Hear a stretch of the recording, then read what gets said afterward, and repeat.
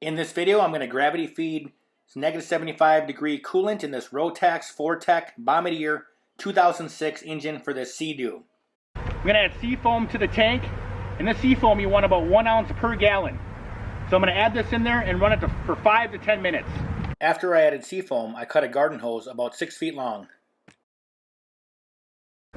So I'm just going to screw that hose in that bottom part there. If you want to put it in reverse to drop that down, that will help and get that out of the way. You don't have to, I didn't. Now that I cut the side of the hose that has the male end down to about 6 feet, you want to screw it into the back portion of the motor on your Sea Doo. There's going to be a little inlet part on the top left. Once you have your hose screwed in, take your cut end, put a funnel in it. Then you're going to hold it all the way up above your head on the back of the boat so it can gravity feed your motor full of coolant. I highly recommend a negative 75-degree or highest you can go. Let's see, I'll try this. I'm just not the lightest person in the world.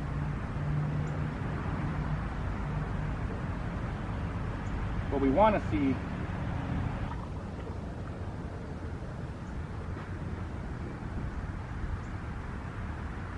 is we want it this pink. That way you know it went all the way through. I mean, a lot of people, like I said, they bought this pump system. Oh, I see a little bit of pink.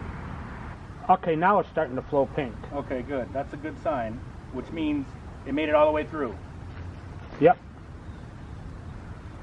I'll just do a little more just for safety, or, you know. Yep. It doesn't hurt. Well, should I just use the rest of this just to be sure? Sure. Okay. Because it's coming out pretty pink now. That's good. That's good. See where it's coming out.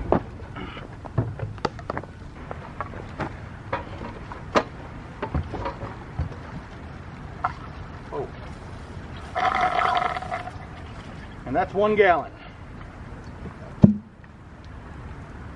Now that we see a solid pink coming out of the bottom of the boat, we know that the engine got flooded with the RV marine coolant.